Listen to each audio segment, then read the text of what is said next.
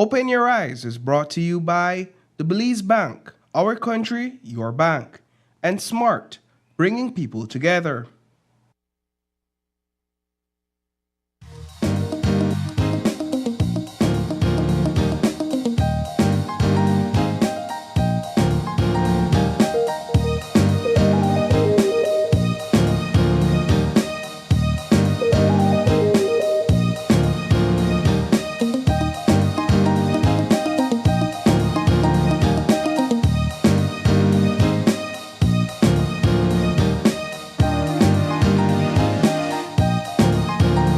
Live from Channel 5 studio in Belize City, it's Open Your Eyes, Start Your Morning Right with your hosts, Sabrina Daly and Paul Lopez.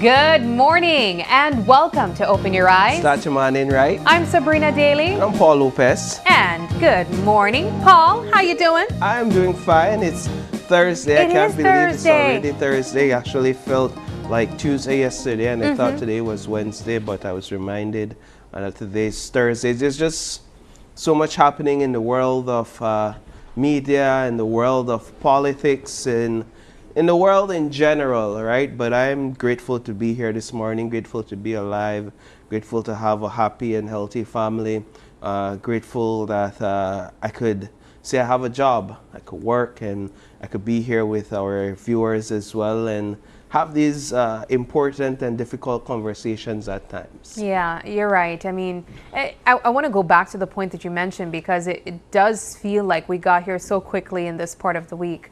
For some reason, it felt like the beginning of the week went by a little bit more on the slower side. Yeah. And then all of a sudden we're at Thursday, which means that it's basically the weekend, as you call it. It's Friday Junior. But I blame the government for that. You blame the government for us feeling like the week is going by quickly. That's the first I'm hearing what that they've done is they've pressed the 2 times fast forward on the remote so that we could get to elections quickly. Okay. So you know what? And after it makes that, so much sense. They'll pause it and it'll slow down again. Yeah, that makes so much sense. But here's the thing. I know that there are a lot of conversations taking place both online and on the scenes locally and internationally. So let's jump straight into what's buzzing.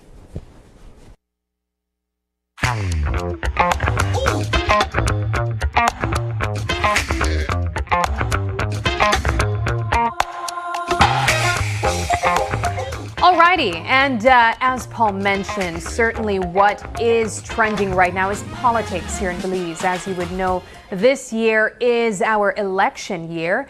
And after the announcement of the upcoming general elections slated for March 15th, I believe that we will be feeling a lot more busier leading up to that date. We know that yesterday was the Elections and Boundaries Commission meeting held in Belmopan, and you were on the scene, Paul, kind of getting the sights and sounds of persons from mass parties as well as independent parties that were essentially there to get some questions answered. But the big question I think that a lot of us had, including that of the United Democratic Party, is what color are we going with? Yeah. Are we going with red? Are we going with 2 shades of red? I heard Mike Perifete call a color mother of pearl. Mother of pearl, that's the one that he says I will use, and my signal will be a makala. A makala. Right. But he used that to explain basically how the symbols would work, right? Yes. That if there is 2 candidates using the same color, one of the things that distinguishes one candidate from the other is a symbol, whether it's a makala for argument's sake, a sunfly for argument's sake, and that's the way the voter will be able to distinguish between their candidate of choice. And then it's upon the candidate's responsibility to educate the voter with the sample ballot, which comes out probably a few days after the nomination day, so that they could go to their constituency and say, hey, you see this? This is my name next to red, but also there's a makala symbol. So when you see that makala on election day, that means it's me that you go and vote for. I never would have imagined in my wildest dreams that we would get to this point in politics. I don't know if this perhaps is unprecedented, even for the Elections and Boundaries Commission, to have to decide between colors and symbols for one party because there's a divide here. Now, it opens the door for this to occur moving forward, in that the law doesn't prevent this. It speaks to it to an extent, but it doesn't prevent it, right? And say this can't happen. In that if you, Sabrina, decides that you will put your name up as a candidate on nomination day, and you decide you want to use the color blue, even though we know that's a color for a mass party, there's nothing stopping you from putting your name and your color blue on nomination day. Now, of course, if you're the only one, that perhaps won't fly. They'll try to find a way to dissuade you from doing that, and it might be to your own detriment. But when you have a mass party divided into two, and both are insistent on using the color red, especially in a case where the split may be similar or equal, or close to equal, then there's a huge contention that must be addressed. There's a lot of things that will happen, or that could potentially happen with this, and we explored them yesterday. One is that you have people that simply vote on colors. Yes, right? And we spoke about that yesterday. Right, you have people that vote on colors, and then you have people that that aren't necessarily literate to the extent where they could read. So they vote on colors. You have individuals that will perhaps spoil the ballot because then they wanted to vote this red, but then they realize that's the wrong red they vote, so they go and vote the next red, and then you have chances of increasing spoiled ballots. So it's for the Elections and Boundaries Commission, they've decided, at least in an initial vote, that both parties will use the color red. So we confirmed that yesterday from the Elections and Boundaries Commission. And it's not different shades of red either. either. No, it's the same shades of red. Shade. Now, what got to me yesterday is the fact that this Elections and Boundaries Commission, which really holds a lot of power in guiding our election process, is made up of politically appointed individuals. I think this issue has been raised before, but it has never dawned on me the way it is dawning on me right now. You have 3 People's United Party appointed commissioners and 2 United Democratic Party appointed commissioners. Of course, the People's United Party will have the majority because they form the government. And of these 5 commissioners, they really are endowed with a great deal of power and a great deal of authority, even to make such a decision. And I ask myself, what about representation from the third parties on that commission? Which we saw yesterday present as well. Right. What about representation for independent parties on that commission? How is it that such an important process can be influenced by individuals that clearly has political ties because of their appointment? No, I'm not questioning their integrity. I'm not questioning their motives for certain, but you have to question the makeup of such a board that holds such authority, even the authority to remove or place names on the voters list. Let's take, for example, the issue in Kaya North that Mr. Dr. Omar Figueroa, the UDP representative for Kaya North, is bringing up. He's saying, hey, the court has made a ruling. There's 124 names on the list that they believe is not supposed to be on the list. And he has written asking for some clarity on why those names have not been removed. Again, I'm not suggesting anything untoward about what's taking place there. But the final say, to a great extent, is with the Elections and Boundaries Commission. What are some of their roles and responsibilities outside of what we are seeing right now? Right, so that's a good question, and perhaps I'll have to look deeper into it, because what I'm looking at is at the surface in terms of these issues that are at the fore right now. The issue of colors, the issue of guiding the election process so that it's free and fair, the process of the voters list, for example. And so you have Mr. Espat, who's one of the members. He is appointed by the People's United Party, and I'm not questioning his intentions or motives, but what would stop him from saying that, you know what, there isn't a great deal of will or push from the People's United Party to spend a lot of time on this 125 names, right? We don't have to spend a lot of time on it. What we'll do is we'll say, as they've said, that it is with the Court of Appeals, and until the court makes a decision, then we'll have to just leave those 125 names. And as he confirmed yesterday, until that decision is made, those names will remain and likely go into the election with those 125 names. All I'm saying is that perhaps expanding the commission to include third parties and to include independent candidates will create a greater check and balance within the commission, so that questions of this nature can't be asked. Because if the three People's United Party appointees, the majority there,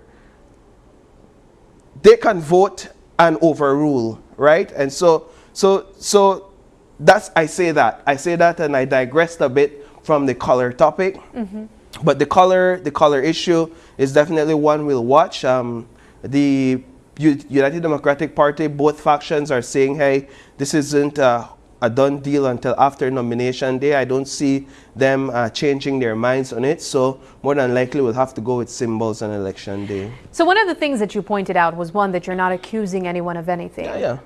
But one of the things that we also heard coming out of that meeting yesterday was indeed sort of an accusation of bribery, in fact. And that was made by a representative of a third party that was there in the meeting, accusing both the People's United Party and the United Democratic Party of bribery in some cases. Now, you guys know exactly what I'm talking about. Paying voters to go and vote in their favor. We heard from Mr. August, representing the UDP, saying, you know, I don't know what that accusation is about. I know sometimes we give them money for transportation to go back home. But what were your thoughts on that, Paul? Because this isn't the first time we've been hearing political parties paying voters for their vote. So Mr. Wade got up, and he is the leader of the Belize Justice Movement. He got up in the Elections and Boundaries Commission meeting, and he basically he's frustrated, he is dissatisfied with what he is saying is a repeated violation of the electoral process. He asserts that both major parties bribe people for their vote. He asserts that these individuals campaign on election day and violate the 100-yard boundary that or limit that they're supposed to keep on election day. And he got up and he spoke in a passionate manner about these topics, and that's him right there. It definitely piqued my interest, because I've always been of the view that this is a disgusting practice. I question if a $50 or $100 would be offered to me for my vote, what would I do? And I've always said that I'd probably just give a stink face, or I'll question, why is it that you think my vote is worth $50 or $100? and that's the trade-off for the next 5 years. And then what happens after that, right? So Mr. Perfit challenged me a bit to say, well, bring the proof, bring the evidence. We've seen it. We don't have to show you like the pictures. And there were people that began to send me pictures like, hey, $40 and a bag of water, $50 and a Coke, or $100 and one plate of food. People are beginning to say, Paul, see the evidence here, see the evidence there, see the evidence there. It's a practice. It's a culture that's accepted. You look at people in the comment sections on these stories, and a lot of people are actually scolding Mr. Wade, saying politics are not for people will like cry.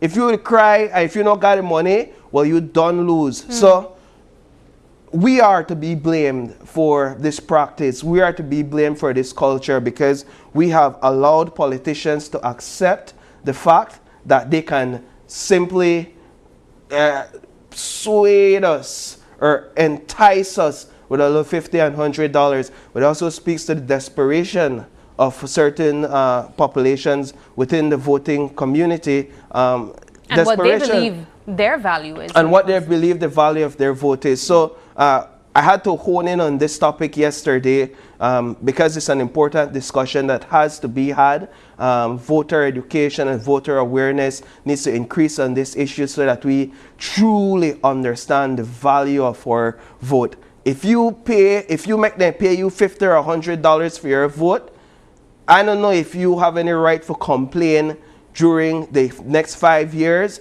when your street not fixed, when you not got no proper drainage in front of your house. Brother man, sister, that you take the $50 and $100 and done in one day, and now you try to figure out where the people that will vote for they do for you. Well, you should have think about that from the polling station and not take the $50 for go one way or the other for vote. So yeah. Well, I know for certain that we didn't expect anyone to own up to any sorts of accusations well, of like course, that. Of course. And it's not easy to prove, honestly. Yeah, I mean, it's not easy to because prove. they could say, just like what Mr. Aga said, Mr. Alberto Aga said, look, yeah, we might pay for them go back home, you know. Yeah, pay right. For them Pay that for $50 the gas and a money water, and that plate of food, a courtesy food for thanks to come all the way, you know. Passage money so you can ride your bicycle back home. Exactly, Yeah. exactly. But let's digress really quickly and jump into another topic still of interest as it relates to politics. I do know that we are expecting a press conference held at the Ramada Princess Hotel this morning at 10 a.m. where we will be hearing from Honorable Tracy Tager Panton. You would know her as the face of the Alliance for Democracy, one of the factions within the United Democratic Party. I know that there are still some questions coming to the UDP where the 31 candidates are concerned. We heard from Mr. Perfit saying, look, you will know when you will know. You'll know when nomination day. So I'm wondering if this may potentially be an announcement of some of those representatives and candidates that will be placing their nomination on Monday. I'm confident that that will be the case, Sabrina, that today the Ms. Panton will be introducing her slate to the general public. We have Friday, Saturday, Sunday, 3 days before nomination day. I don't know that this has ever happened. Again, another unprecedented approach by the United Democratic Party, clearly a symptom of their division, where it's leading up to close at the 11th hour to nomination day that we're finally beginning to see some movements where the candidates are concerned. So I do believe that Ms. Panton and her team, they will be introducing their slate today. And this is a power move. I'll tell you that, because being the first to do it. Being the first to do it, Mr. Barrow is yet to introduce his candidates. Yesterday we pressed the chairman of his side of the party, if you would, about their candidates. So Mr. Barrow has gone on record to say they'll have 31 candidates. We haven't seen a full list of 31 candidates, and so Panton, taking the lead on this, says, hey, though the House is divided, we got our side of the house in order. So it's a power move, it's a power play, and it's a well-placed one, because in politics it's all about chess moves and moves you can make. And so that's what we expect from her this morning as well. And so we will be there providing coverage of that. Yes, and she will also be joining us tomorrow on set alongside Honorable Patrick Faber and Miss Beverly Williams, representing the Belize Rural Central constituency. As you know, we have been providing extensive coverage of meeting these candidates vying for these posts in the upcoming elections. And we spoke to UDP representatives from Orange Walk yesterday, and tomorrow we will be continuing that conversation with their representation. But Paul, there's one more topic of discussion that I know we have to jump into really quickly, of interest to everyone, and that's the possibility of a sugar shortage, possibly because of muddy roads, just a halt in production essentially caused by rain. Now, we kind of expected this. We do know that these farmers sometimes become interrupted by natural disasters, and rain is one of them.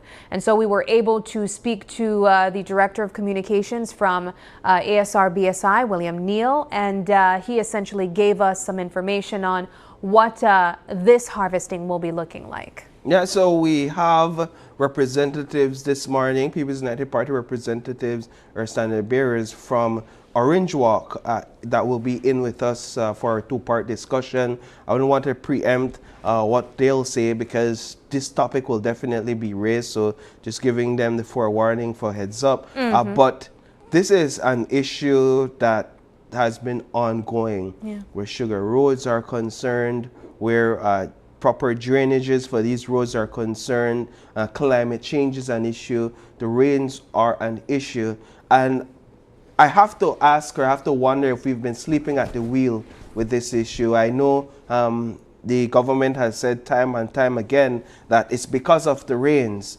They've been unable to repair the roads, but this industry didn't just come up, like it didn't just spring out of nowhere last year or the year before. This has been one of our long-standing industries, and you're telling me that for over 20 years or more we haven't been able to address sugar roads properly, to the point now where it's gotten to a head where they have to stop or halt the sugar processing or the sugarcane processing mill, because too much mud, it's too strenuous, it costs too much because of the roads and the conditions of the field. So there definitely needs to be greater short-term and long-term vision where these sugar roads and the sugar industry is concerned. They are already faced with a lot of issue with the diseases and the drought.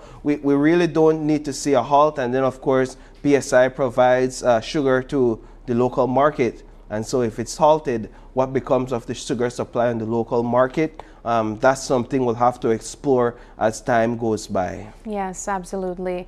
Well, that does it for What's Buzzing. I believe one of the more final things that we should be saying is a reminder to you guys to tune into Poa and the People tonight at 7:30. Tuesday was our first episode, our premiere, essentially, of the political talk show. And so that will be continuing tonight, every Tuesday and Thursday at 7:30, as we anticipate the upcoming general elections. Moving now into our weather update from the folks at the Met Service.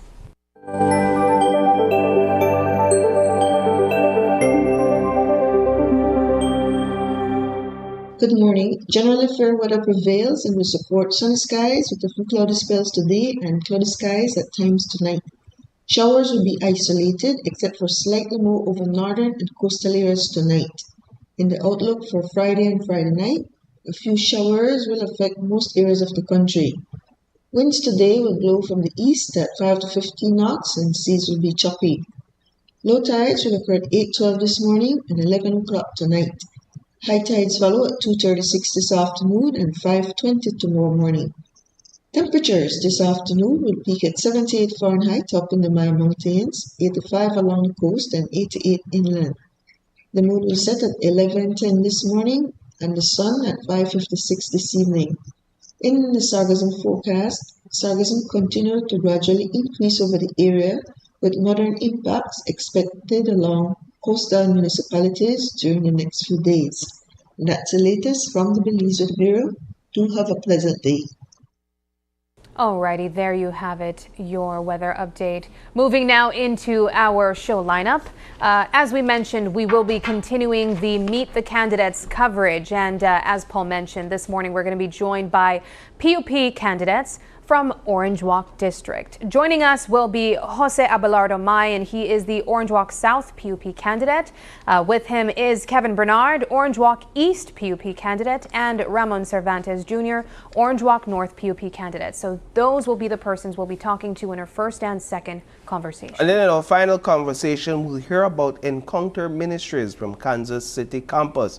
And they're coming to Belize for training, spiritual healing, and prayer services around the country. So we'll get a bit religious in that conversation. So for all those persons wanting some spirituality this morning, we have that lined up for you in a third conversation. Alrighty, well, we got to take a quick break. But when we come back, join us because we will be talking to 3 PUP representatives, candidates from Orange Walk. Stay with us. We'll be right back.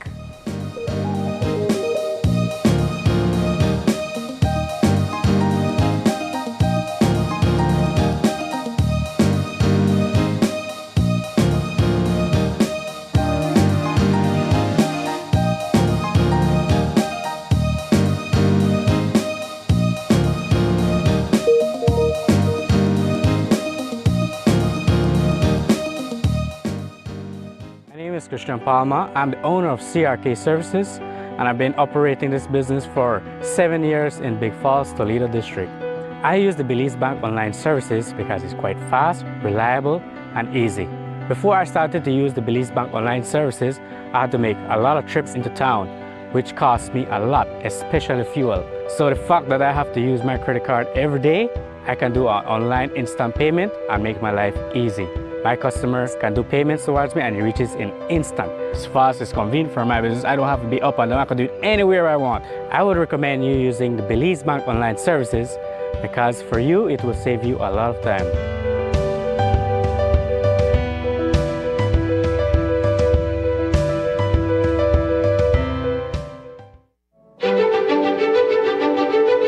Technology is ubiquitous, and it's transforming how, when, and where we work.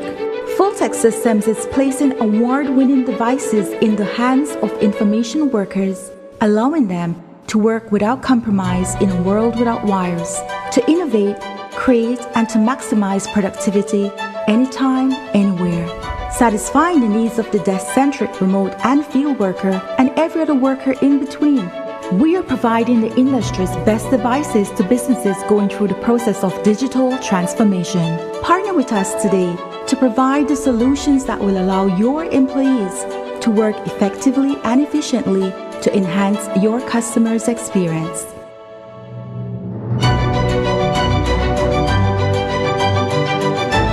Full-Tech Systems, your technology center, where you'll come for the price but stay for the service.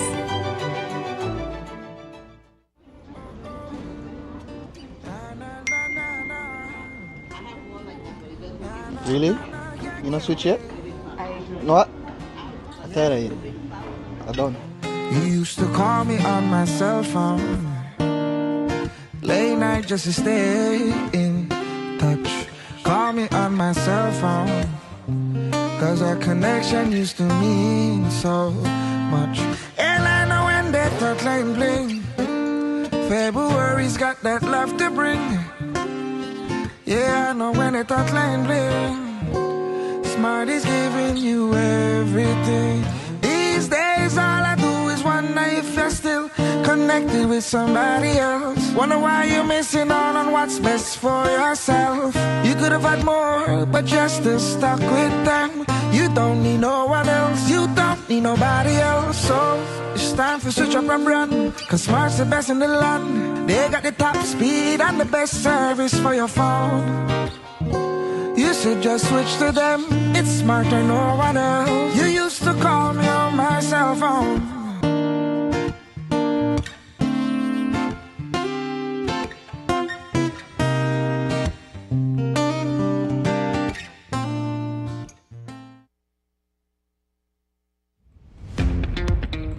February is all about Honda. Get special pricing and discounts on all Honda products. Enjoy up to 25% off select Honda products and 20% off Honda parts. Don't forget your B-Bucks whenever you make your purchase. There will also be a bike rally throughout the streets of Belize City, Blue Creek, and Spanish Lookout on February 8th, 15th, and 22nd respectively. All participants will get free oil change. Check out our Facebook page for more details. Love your Honda. It's all about deals and discounts on Honda products throughout the month of February. Only at Benquit Equipment Parts Service. Whether you're enjoying the outdoors, Ooh, finally here at the Fort George Hotel and Spa. This is nice. or stuck in the office. How can I help you today? When it comes to finding the perfect frames and lens for your eyes, what you do makes all the difference. Elevate your eye vision. Choose eyewear that reflects your lifestyle. Quartz Optical. Value you can see. Belize. The countdown to Decision 2025 is on, and the voices that matter are speaking up. What are the biggest issues? Who are the key players? And what does it all mean for you? Join April Martinez, Demi Williams, and Harold Young as they break down the issues, the candidates, and the real impact of this election. Tune in to Power and the People, where your voice matters. Tuesdays and Thursdays at 7:30 p.m. only on Channel 5.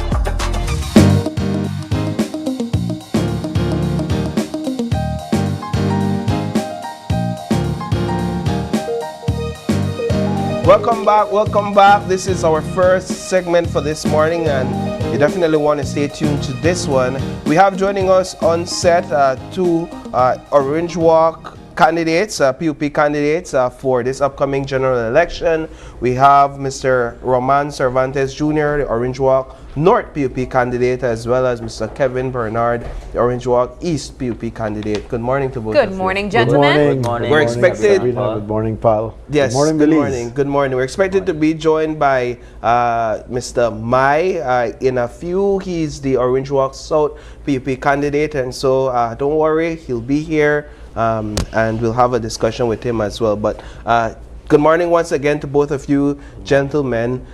Let's start on a light note to just get a bit of understanding as to your initial interest in politics and what sort of life occurrences navigated you into politics, the political arena, and it built the desire to represent your community. You, Mr. Cervantes. Yeah. Well, I have always been in politics from I was a teenager, because my family, certain relatives were in politics also, and I've been in committees, campaigning, and just in the political activities. And then when around 2014, the end of 2013, beginning of 2014, no one wanted to run against the then candidate in Orange Walk North for the UDP, because he was the deputy prime minister. He was very strong, and a lot of people from Orange Walk North came to see me and please run. Nobody wants to run, and I took it up. I took it up. I ran the convention. There was a convention, June 15th, 2014. Then my father was killed almost 2 weeks after, in July, and then I took a long pause and went back into the campaign after my family pledged support, and so they gave me the energy and the motivation to continue. And I ran in 2015. It was called pretty early, and I didn't have time to reach to everyone. But I narrowed the margin. I didn't make it, but I narrowed the margin by significantly. And so I stayed in it, and then we came to 2020. I'm here now. Excellent. Yes. And so for you, Mr. Bernard, I know that you've also had a long relatively long journey in politics. Even at the national, yes. right, at the national level, is sort of new.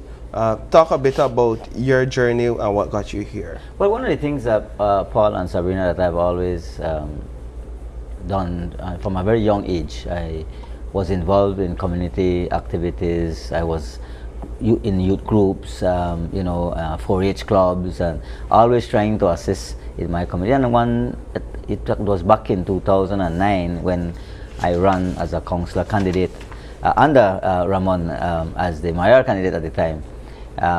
I said, I think we need to do something for our community. We need to.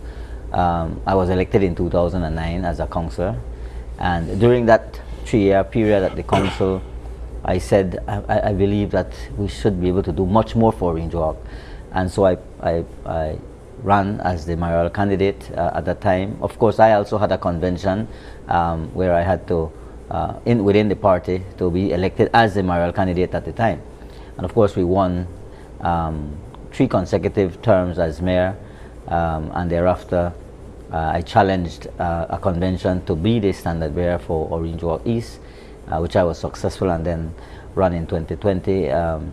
My thing is always about service to the people, and I think that I go in there with all I have to give back, to ensure that we could bring the deliverables that we have made. Those commitments you make to the people, you want to be able to deliver on most of them, and so that's what I have always been doing, and that's what I will continue to do. Your career so far, Mr. Bernard, in politics seems to depict one of progress in upward mobility, starting, as you mentioned, initially as a councillor candidate, and then becoming mayor, and then transitioning into central government.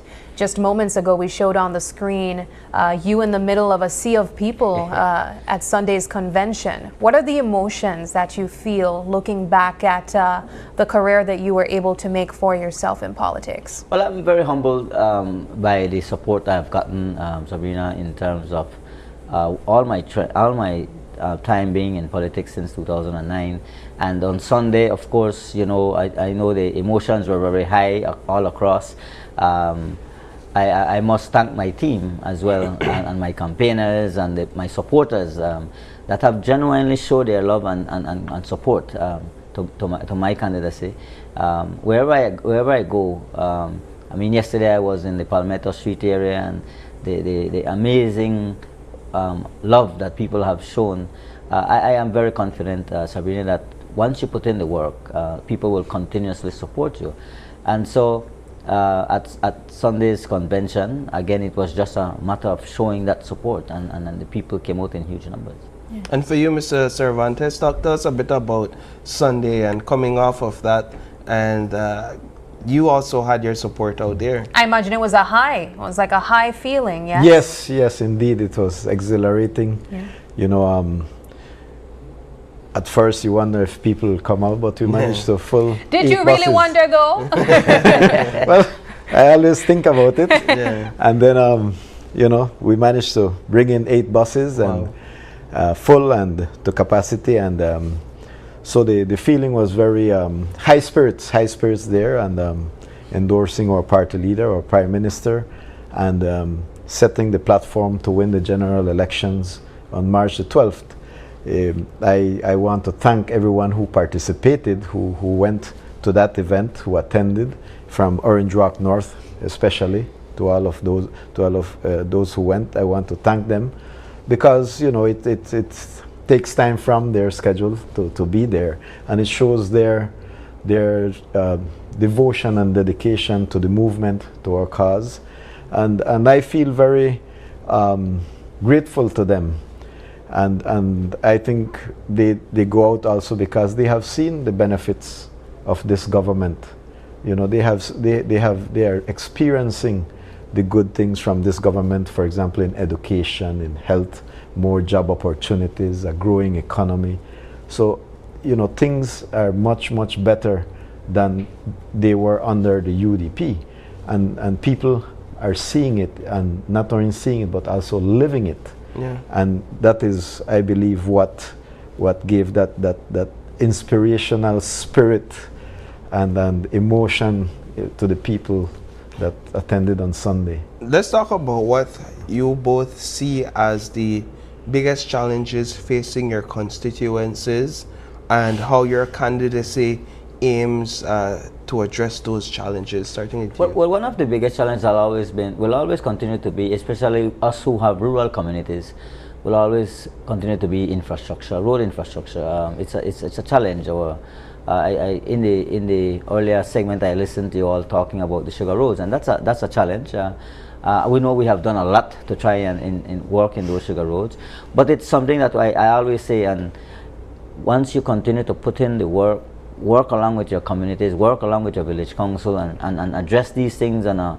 timely manner, there should be no problem. Yes, we may not be able to accomplish all we would want we set out to do, but at the end of the day, you have a plan, you work on that plan, and you keep your people informed and engaged, and that's a formula for success. I believe in that, and I think that while infrastructure is a challenge, we continue to invest in those areas as well, but in the many other social aspects of things that we do, and I think my colleague mentioned it just a while ago, health, education, and all these other areas that we've been able to work along with our people with disabilities, or women, or young people, involving sporting activities.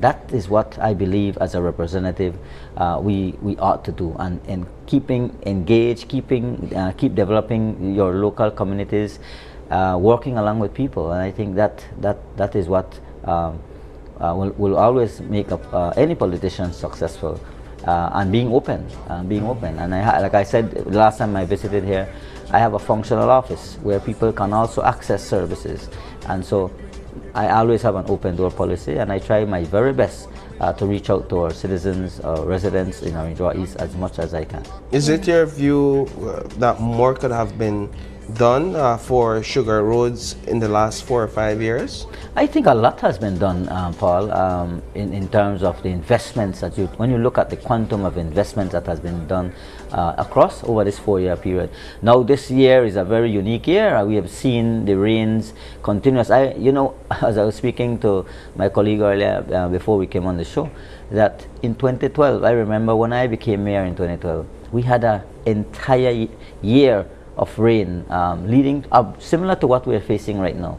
And it's a challenge because now you have the cane farmers who are unable to take their products to the mill because the mill has to put a hold on this issue. It affects the farmers as well. However, there has been again a significant amount of investment, but we can only do so much when it's raining. And if we go and fix sugar roads during the rain, you're just wasting people's money. So it's best to wait when you have. But I understand the concerns, and I know that it's always something that we keep on requesting. I know my colleague keep on lobbying, and we have been getting the support. I know from my end, I've been also getting the support through the Ministry of Infrastructure. Whenever we make that call, they are there to respond, they are there to assist, and we, through our own resources from the Constituency Development Fund, we invest in the road infrastructure. These are the type of things we are working on a daily basis. Mr. Cervantes, what are some of the concerns coming out of Orange Walk North? Well, I think in general, one of the greatest challenges is the heightened expectations of the people since we won, because the demands have been increasing. Yes. And they expect, after a gloomy UDP term, they expect us to correct all the wrongs. Well, it could also be said that it's based on the manifesto that was promised too. Yes, of course, and that's what we have been working towards. And as my colleague said, that's what we are working towards addressing. I have the same challenges. I have a big rural community also, mostly cane farmers.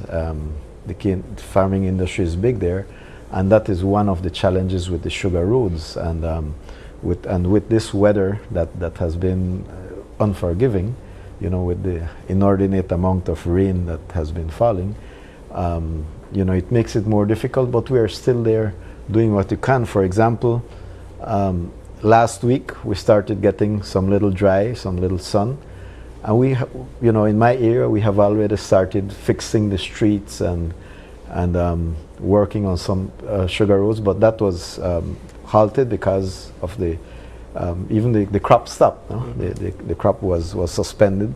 So we are concentrating on the village streets, you know, and we just take every little opportunity that we get of dry to do that, because it is a big challenge. Everybody wants their street fixed, and Right. that's what I'm talking about, the heightened expectations, and everybody wants their street fixed. You know, it's true, we want the main roads fixed, then the other people want their roads fixed, and I just have to do the most I can with the resources we have. Yeah. And again, you know, we get a lot of, I have gotten a lot of support in my area from the government, from MIDH, the Ministry of Finance, in getting my projects done for the village. I haven't gotten all, and there is much more to do, and that is why we are asking the people to give us another mandate, because we have shown that we are doing the work that they elected us to do, but in another term, we will continue that growth and that development in our constituencies. It's a balancing act. Both of you gentlemen are representing very large constituencies, but with very heavy portfolios as well. We have Minister Kevin Bernard here, the Minister of Health and Wellness, and yourself, Mr. Cervantes, the Minister of State in Climate Change and Disaster Risk Management and Sustainable Development. Very heavy portfolios, and so you have to ensure that your people in your constituencies are happy, but you also have to produce based on the portfolios that you were assigned. How has it been being able to balance both of these responsibilities as a representative of the people? Well, one of the things I've always said, Sabrina and Paul, is that, and I go back to my point, having a functional office is very important, because then people can reach out to you, people can access services, and when you have especially when we have these rural areas where we have village councils, and you have a good relationship with your village councils, you are able to engage, you are able to do work, and then they are your ears and faces on the ground. And so whatever concerns pop up, they will normally reach out, and we try to address them as fast as possible. But I go back to a point when we talk about Plan Belize. Plan Belize, and I repeat what the Prime Minister have always said, Plan Belize was never just a 5-year plan. It's a long-term vision for the growth and development of Belize. And so we're working on Plan Belize, and that's why the Plan Belize 2.0 is now the next 5-year term agenda. And when you look at the main pillars that were set out in Plan Belize, we have achieved a lot of great things. And I have my own manifesto, as I've pointed out here.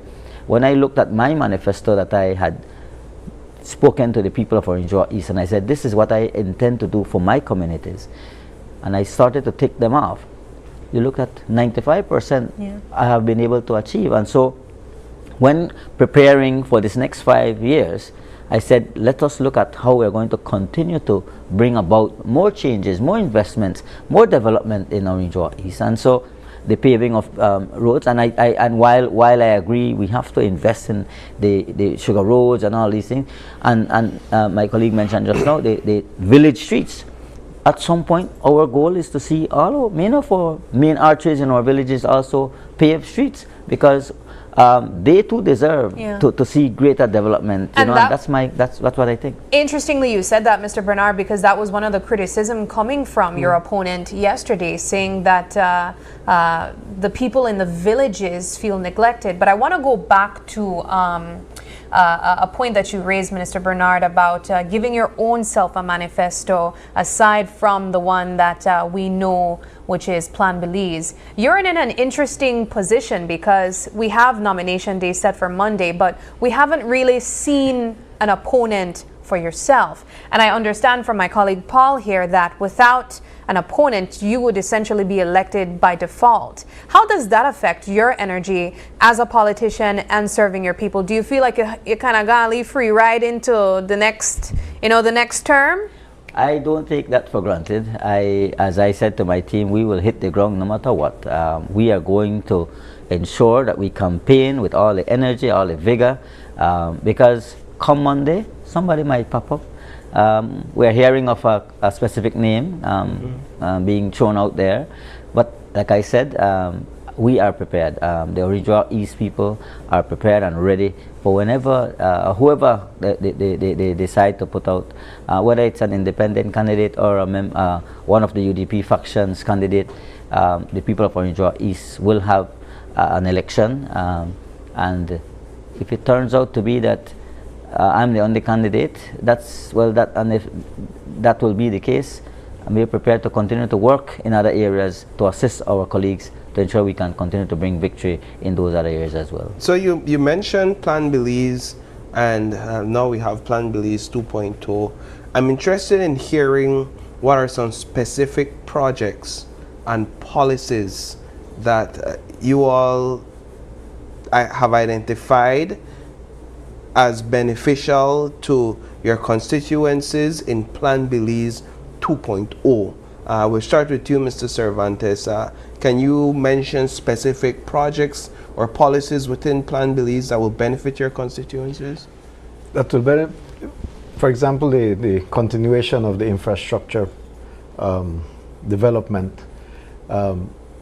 We have, I have a plan then to, and I hope, I want to pave, for example, from the Northern Highway going on to San Juan and on to Douglas.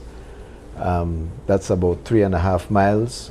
Then we have the paving from San Antonio Village to Santa Cruz, which is about the same distance, and the highway to San Roman, which is a little longer, about 6 miles. So those are very important projects that fall in line under Plan Belize 2.2, because they are main arteries, not for both for the villagers and also for the sugarcane. So it does benefit traffic. them. It's very, very beneficial, because all along the way there are cane fields, and there are growing villages in the area. My division, the Orange Rock North division, is now 8,564, and it's just growing. Yeah. It's growing, and so the villages are growing, the population are growing. Our cane production is continuing. The sugar price is high as never seen before.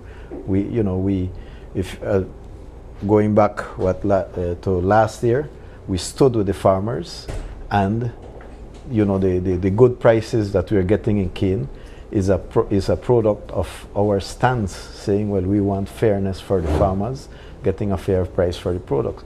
So the farmers are now more motivated to remain in the cane industry. So we have to provide that infrastructure for them also.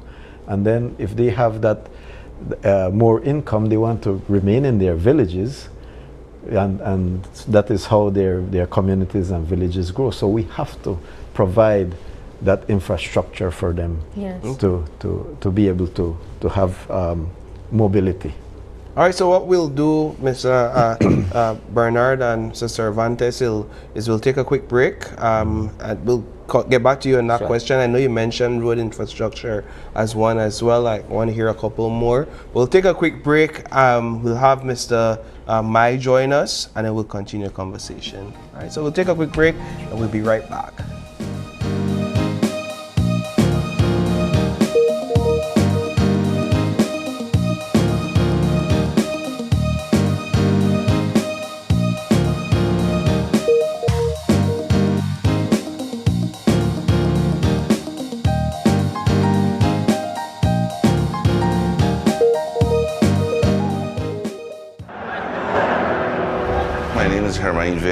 El Patio Grill has been using Belize Bank for over 25 years. We only use Belize Bank at our restaurant. That's why we were able to win this trip to Europe. I had never been to Europe. We found out it was Madrid, and we were excited, and We went to this football match. The teams reached before the game and everybody was just outside, you know. You can't explain, the noise just roared like 3 blocks down the street, but when you got in there and you saw 70,000 people in there, that was amazing. I couldn't believe it was happening. I had to pinch myself to make sure it was real, you know, because it's a once-in-a-lifetime experience, I'd say. My lucky plus one was my son. He's 18 years old, so he was really excited and he enjoyed it as well. He said it's his best trip ever, so it's a priceless experience that we got. Belize Bank has always been there for me. Whatever transactions or whatever I need to do, they're always there for me. I would recommend everybody to use Belize Bank. It's the oldest bank in our country and they continue to do their best. It's time to wake up, move, and feel amazing. Get your heart pumping and your energy flowing with Morning Boost. A fun and dynamic workout show to kickstart your day. Whether you're a beginner or a fitness pro, we've got the moves to keep you motivated. So grab your mat, set your alarm, and let's get moving. Morning Boost, weekdays at 6 a.m., only on Channel 5.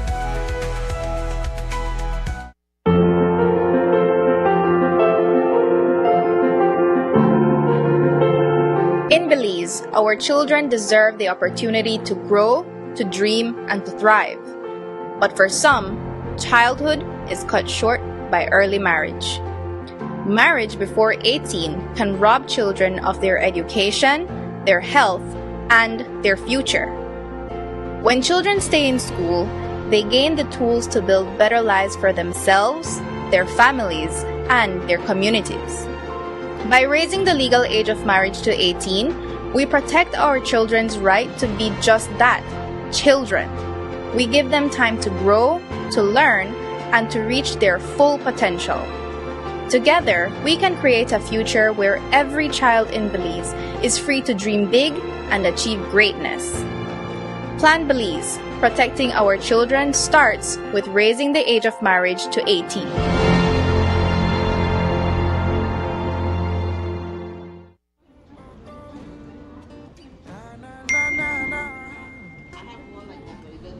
Really?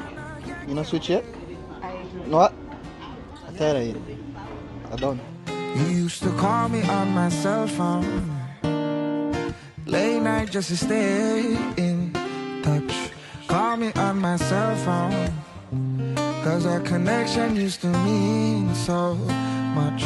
And I know when that thought line bling, February's got that love to bring.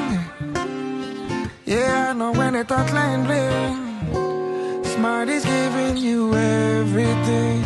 These days all I do is wonder if you're still connected with somebody else. Wonder why you're missing out on what's best for yourself. You could have had more, but you're still stuck with them. You don't need no one else, you don't need nobody else. So it's time to switch up and run, cause Smart's the best in the land. They got the top speed and the best service for your phone. You should just switch to them, it's Smart or no one else. You used to call me on my cell phone.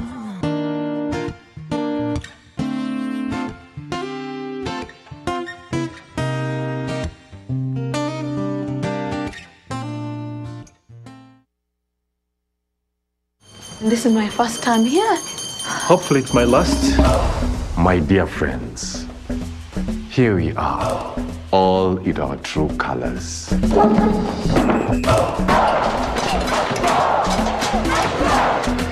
It has papers, your key to the Mvule Kingdom. Hi, I'm Lisa. I know.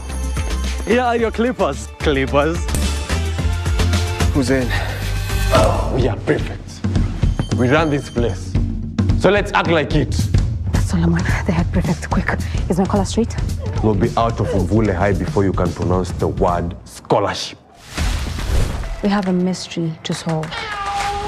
The only way we can make a difference is if we stick together. When I'm head prefect, each and every student will have a voice. You need to show that new squeak on Mvule. I hate this school! Freedom to grow.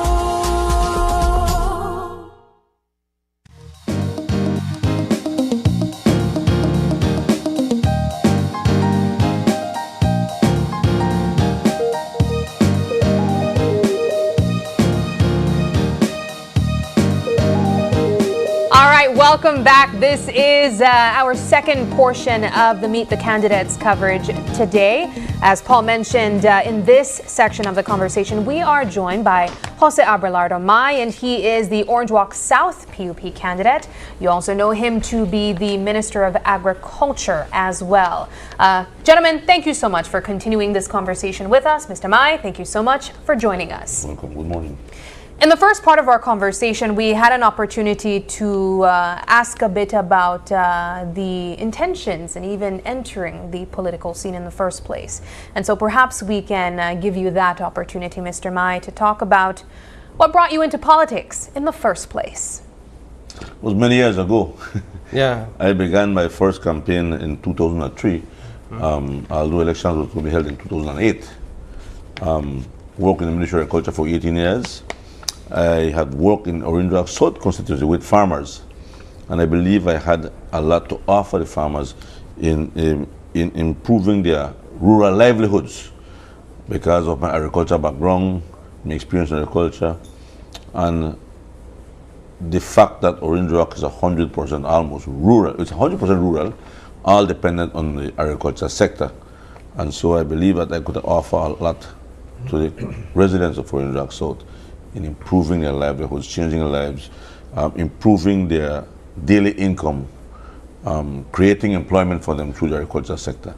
And I think that we're meeting that expectation slowly but surely. We're getting there. What did that transition look like from your interest to now becoming a part of central government?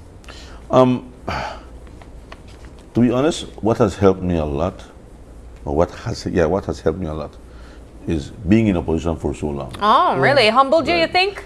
It educates you. Okay. It humbles you. It gives you all the materia de guerra, the ammunition, based on what the current government is doing. You are looking at all the mistakes they are doing, all the flaws, all the blunders, and then you say, you know, I could have done it. It's better if we should have done this. And so, to me, it helped me a lot. It made me mature, academically, technically, looking at different areas from different perspectives. And so day one for me was hitting the ground running as the Minister of Agriculture. I knew exactly what to do the moment I was appointed as the Minister of Agriculture. And now with that great technical staff I have, very well motivated staff, it even helps me greater because they advise me of things to do. So I think it's a complement, and I think it's a synergy, you know, that you have your technical people around you, your 18 years experience in government, your education as an agronomist, so it all complements each other. And so I think the Ministry of Agriculture is one that has moved forward tremendously because of all the strengths that we have together. And I thank everybody who has been a part of my life, my political life, my family. Most important, thanking God for the help, for the wisdom. I always say this. I say this to everybody. Education doesn't get us smarter. It gets us wiser. Because you think you're smarter, you're wrong. Education gets us wiser. It doesn't get us smarter. And so it's a learning process for me every single day. We ended the last segment with a conversation on the specific benefits by way of projects and policies in Plan Belize 2.0 for your constituencies. And so I'd like to give you, Minister Bernard, an opportunity to speak on specific projects and those policies that will directly benefit your constituents if given a second chance. Thank you. And I think if I could just point out in terms of Plan Belize, first of all, when we look at Plan Belize in terms of, I mentioned it in terms of health, education, land distribution, the economy, these are areas that when you look at your own constituency, you want to see where within that context are you going to ensure that those policies are now embedded in the work that you do. And that's one of the things that I have said. When you look at Santa Marta, use Santa Marta example, I ensure that we developed a health clinic. That was part of making sure health access to our people, the rollout of NHI, all these things were done. Now in Plan Belize 2.0, we're looking at the continued road infrastructure, that's one. making more land available for first-time landowners. We want to ensure that our farmers, especially in my area, we have a lot of fruit and vegetable farmers as well as cane farmers. We want to make more farmland for first-time small farmers for them to be able to access these land. We want to ensure that we can develop a health center in Carmelita Village, for example, to be able to have them have access to a facility within that region. We want to ensure that we continue to provide more sporting opportunities for young people, investing in these areas, in these infrastructure, parks and playgrounds, the construction and finalization of Ramon Cervantes Senior Park that I'm doing in the Pasadita area, the paving of the main roads in Palmar Village. I'm very happy that right now we are almost, I think we're complete the first phase of the paving of the road that runs from Tower Hill all the way to the constituency of Guinea Grass that touches the area represented from Jock South area. And so these are things that when you look at Plan Belize 2.0, you want to ensure that in my manifesto you will see that highlighted in youth empowerment, women empowerment, land access, job creation in terms of the local economy, making sure that the road infrastructure is always addressed. And so those are the areas that I feel we were able to achieve, looking at the whole wider policy that government is not, the party is putting in terms of Plan Belize 2.0. You graded yourself around 95% based on your performance for this 5 years or this term in office. I like how you put that, Sab. You grade yourself. Yeah, he did. No he was teacher here. Grade you, he was here just about a month ago. So I have Okay. to ask, what was that 5% that you missed? Well, what we were not able to accomplish was the major infrastructure project that we wanted to do, and that is the paving of the Santa Marta Road. That's a long stretch of road. We have highlighted it in our plan because it's something that we want to do. And I think when I listened to my colleague Cervantes here, who also pointed out on some of those main access points, and that's what I said with the continuation of those roads, the paving of those main roads, because it helps our farmers who live in the farthest rural community in Orange East be able to bring their produce to the market at a more timely manner, both for those who traverse the road to Santa Marta to Newland, who also takes produce at later on ends up in San Pedro and Kikaka. So it's going to benefit everybody. And so that was the 5% really that we were not able to achieve, and that I, when I looked at every single item that we had highlighted. And of course, I can tell you that, and some smaller infrastructure works that we wanted to do, but that's a minimal, but so it's also part of our continual plan to ensure that we could continue to build on those commitments. If I was given the opportunity through school to grade myself, I'd get 100% on every test I face, right? But the true grade will come on election day. I'm sure That's you right. all agree. That's right. When the people grade your performance and your work. Mr. Mai, let's talk a bit about how Plan Belize 2.0 will directly benefit your constituents in terms of projects. And I wish other reporters would ask these type of questions. Yeah. You give me a grade? Yeah, I will give you a grade. So, first and foremost, let's not forget that Plan Belize is people-based. It's people-centered. It's centered around people, and their livelihoods, and improving lives. So, what do the people in Orange South live off? That's the first thing I have to say. What do they live off? Belize City, call centers, Orange Rock Town, call centers. Orange Rock South is agriculture. Yeah. Agriculture. Unemployment in the region is at 3%. So 3 out of 100 persons do not have jobs. Only 3, which is record in the region, CARICOM and Central American region. We are doing very well with that. So where are they working? If you have a vibrant, moving agriculture sector, then people are working. As a matter of fact, we have labor crisis at this time. We can't find cane cutters to harvest mushroom. Okay?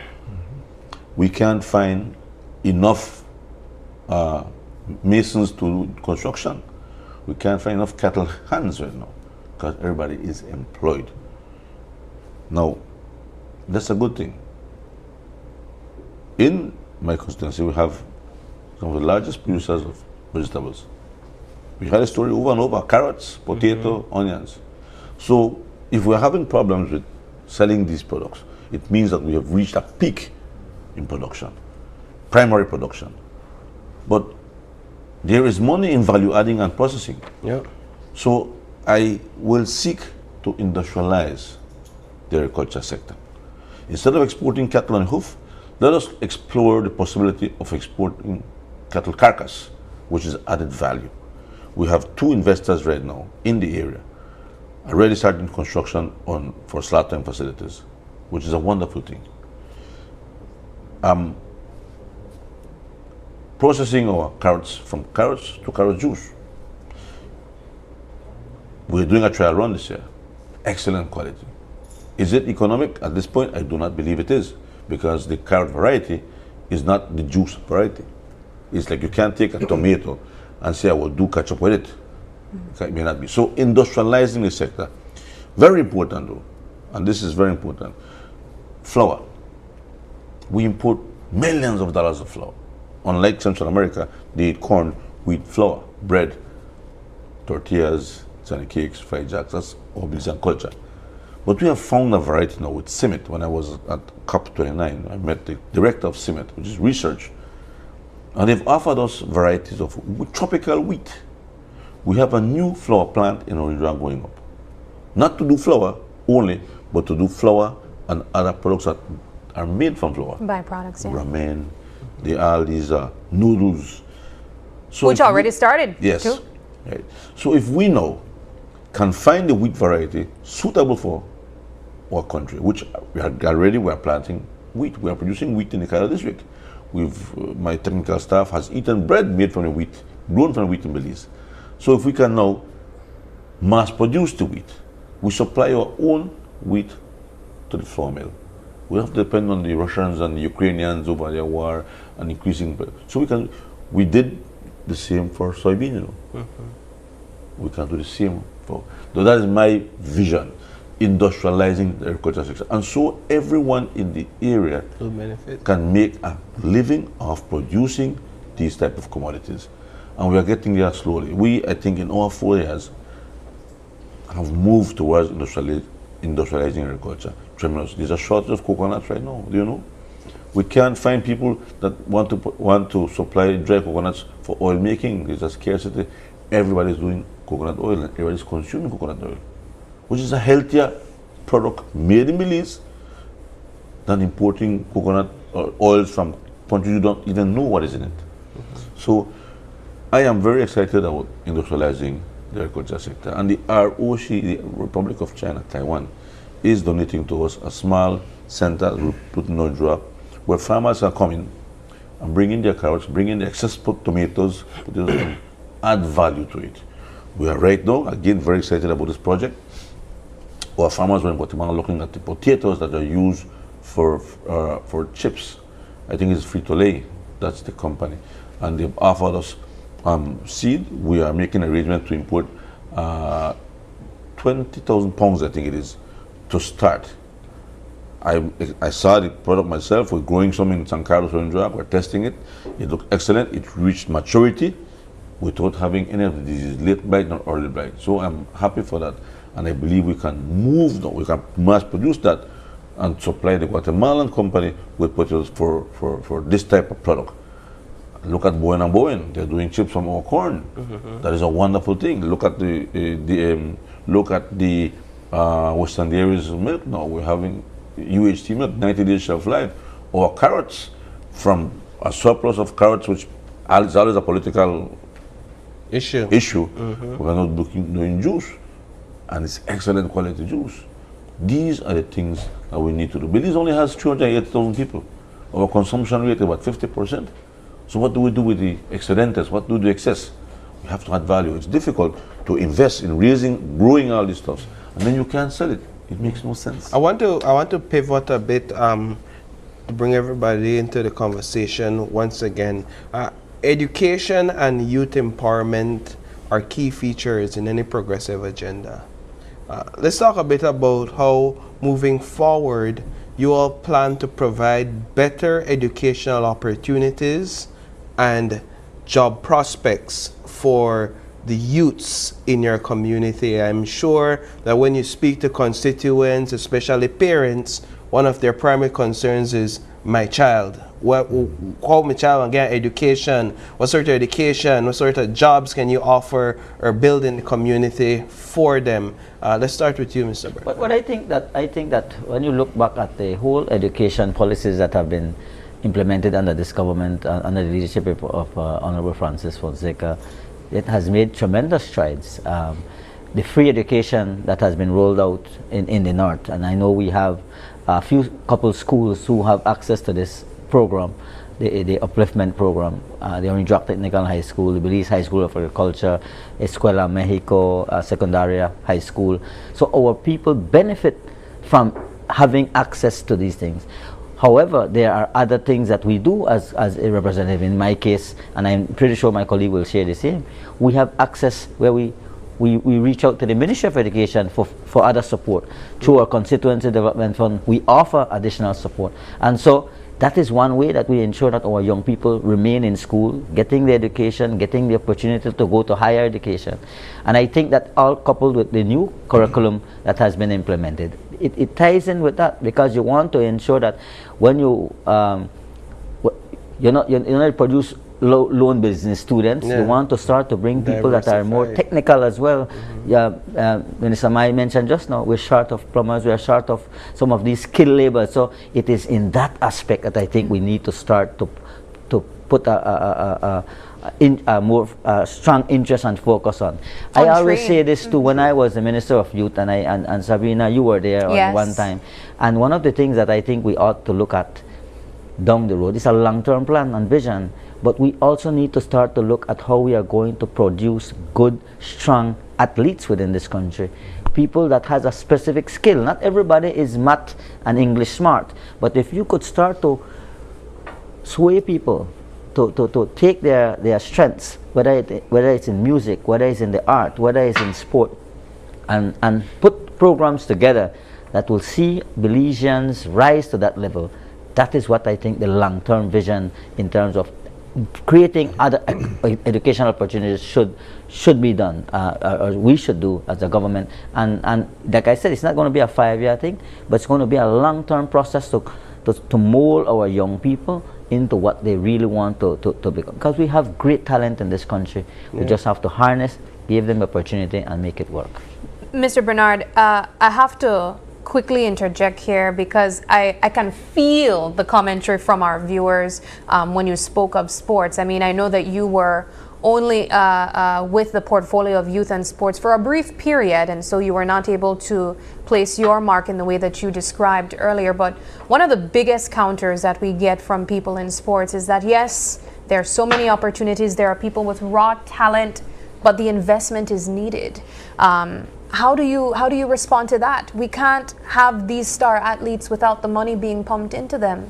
I agree. I agree that there needs to be more interest, more investment as well in terms of sports. But sport is not just the government. We have to also understand that the business sector also has to tie in, because when you look at these famous basketball and football and baseball players, it's the business sector that carries the weight. It's not the government, because the government can only do so much. Government can create the environment, enabling environment, but it must be investments. And I always say this because when you have the national team going out to participate, it's not just about putting a team together and then sending them to slaughter. It's about building the skill from a very young age. You have to start to identify people within the school context and train them. But the infrastructure in our country, of course, needs to be looked at. We have to improve all of our facilities, but that is just one aspect of the thing. Because you could have all the fancy stadiums, you could have all the fancy athletic tracks and all these things, but if you don't have the talent or build the talent that you want They just go to waste. Then you're just wasting your resources, and then that's what has been happening. So as I said, we need to put programs in place that will see these yield results on a later on, because it's not going to be now, it's going to be later. But at the end of the day, if you have a plan that will see our young people able to access and harness that talent and become somebody professional within that area of interest that they have, whether, again, as I said, whether it is in sport, whether it's in art, whether it's in music, that is what I think the wider goal of Plan Belize 2.0 is, and talking about that long-term plan. I repeat what the Prime Minister said again, it's never a 5-year plan, it's a progressive document that looks at the development of our country, both in the infrastructure, the human development, and the aspect of health, land, and all of these things. So that is what I would respond to that question. Mr. Cervantes, I'd like to get your thoughts on the idea of education, better education opportunities, and job prospects for the youths in your constituency. What are you hearing? You said you have over 8,000 residents in that constituency right now. That's a treasure trove, if you would, because greater educated minds, more skilled people, 8,000 people could trip this whole nation upside down. Yeah, well, that is why I put a lot of emphasis in the financial assistance through the Ministry of Education for the students, and across the board, no party politics in this. You know, they come to my office or they send me their documents and we get them right there, because that is the start of it. Many people, despite they have jobs and so, you know, there are still financial challenges that are out there, and so we need to give them that access. And this free education, as my colleague Kevin mentioned, with Orange Rock Technical High School, Belize High School of Agriculture, Escuela Mexico, those are great motivation for people to even want to go to school and to excel and to develop, you know, their talents and what they were made for. So we need to, that I make a special emphasis in that, and also in helping them live a better life, a healthy life, a healthier life, because we have been investing in improving football fields. Orange Rock North is big on football. Yeah. You know, the villages, you know, everybody there loves football. And so, as a matter of fact, right now we are lighting up the San Pablo football field, you know, which had been neglected by the UDP for you know, many years. So we are lighting it up back, and we have lit up several other football fields around in the constituency. And in this second term, first God, you know, they give us the opportunity to serve them again. They give us another mandate. Then we will dedicate more to bleachers, because it goes back to the concept, it takes a village to raise a child. So people play, and they need the cooperation and the support of their families, and we must take that into account, that is very important in the development of our youth, the family element and the support of the family. So I think we need to have well-rounded athletes, you know, and then in whatever sports that they have, along with their education, along with the development of their education, and also the development of parks. For example, we have embarked on rebuilding the Trial Farm Park, which again had been neglected by the UDP. 13 years, and all they had was a dog sit down. We built a community center, you know, with a digital connect center, an office for the village council, 2 bathrooms with 3 different styles each for male and female.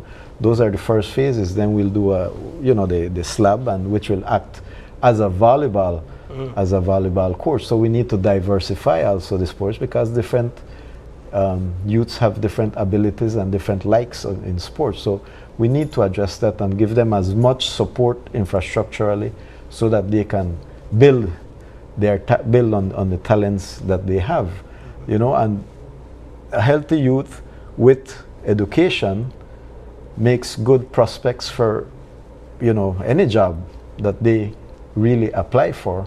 Or even right now, I applaud the government for embarking on the targeting the MSMEs, micro, small, medium enterprises, which you see a lot of young people embarking on that, selling online. Those courier services, have just boomed, and so we need to give, that is the support we need to give them, not just to look for a job, but also to become entrepreneurs, and entrepreneurs and develop their skills for that, being innovative and creative. And that is what will get our people to the platform of prosperity that our government is aspiring to reach, to have our people reach. I like how you put it. Healthy youths with good education.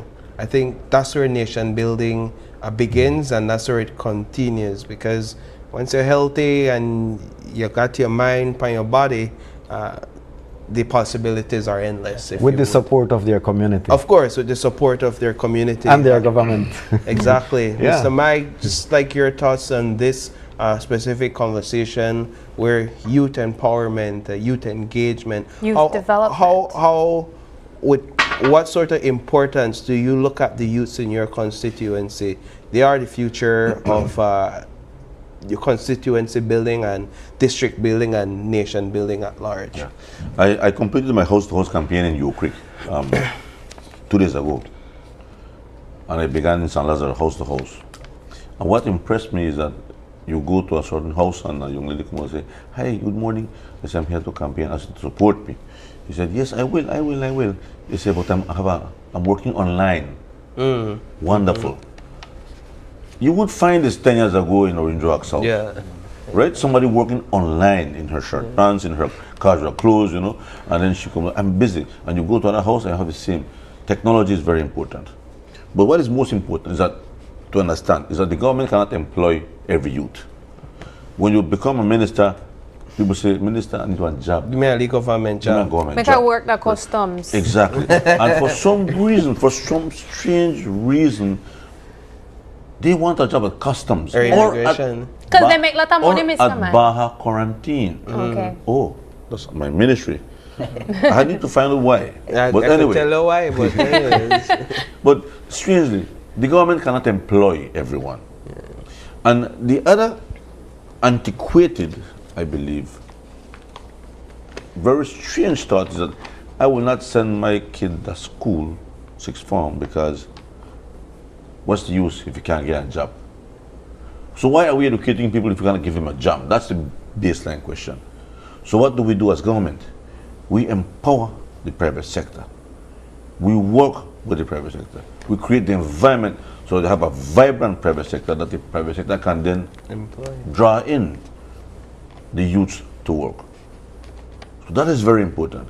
So we build the private sector. I was invited to a shipyard meeting 3 weeks ago. Huge building. Hundreds of Mennonites there. Shipyard, the traditional shipyard. And many, many workers. Importantly, the guy in his open statement said, our minimum wage in shipyard is $9 an hour. Nobody here gets less than $9 an hour. We raised $5 an hour. Very important, and shocking revelations. After we did the $5 an hour, less, in Belize in particular, less neck and back is being sold and more whole chicken is being sold. Interesting. Incredible. Now, what they are saying to us, this is in shipyard, I think they have something like 700 employees from the neighboring villages. Glass shop, tiles, machine parts, creating employment for the youth so that they don't have to come all the way to Belize City by bus at 4 in the morning to be here at 7 in the morning and maybe get paid $6 an hour. So the highway being built now from Tower Hill to Shipyard is facilitating that. The workers don't have to go all the way to Belize City. They can come and work here for $9 an hour. That's amazing. But not only creating a job, giving a job to a student, you have to have some kind of healthy living, sports activities, right? I don't know if we've reached the point where we can have professionals in Belize. I mean, we can't pay them to be sports. The greatest memories I have of football was when we had amateur football, when you played for the love of sport. I believe that semi-pro messed up that, because if you know get paid, you know play, right? And the greatest football memories I have, Nolly Leva, Monchi, Wico Carballo, Cheesy Flowers, all these were not paid, and we had good sportsmanship, right? I think that we need to revisit.